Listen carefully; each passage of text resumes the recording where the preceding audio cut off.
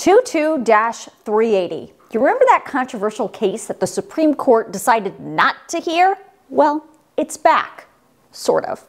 You may remember the internet went crazy over this potential Supreme Court case called Brunson versus Adams back in January. A guy named Roland Brunson sued 385 members of the House and the Senate, starting with Representative Alma Adams, along with President Biden, Vice President Harris, and former Vice President Mike Pence. Brunson's case claims all those lawmakers broke their oaths of office by voting to certify the electors of the Electoral College on January 6, 2021, making Joe Biden the president. The votes for President of the United States are as follows.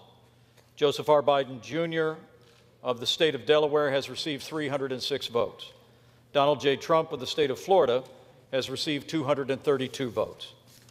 The announcement of the state of the vote by the President of the Senate shall be deemed a sufficient declaration of the persons elected President and Vice President of the United States.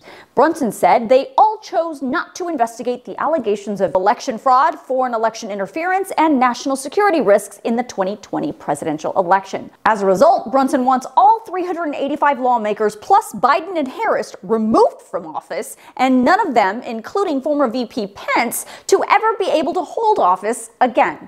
Now, I reported in this video in early January, the Supreme Court decided not to hear Brunson's case. As is their right. The Supreme Court gets thousands of petitions from thousands of different people across the country wanting the justices to hear their case.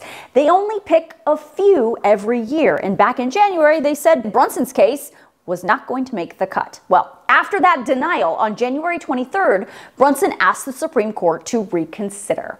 And the Supreme Court added Brunson's case back to its upcoming conference list. Now, conferences are held several times during the Supreme Court's term. The justices get together in one room and they look at all of the cases and decide from a very long list which ones they are going to take.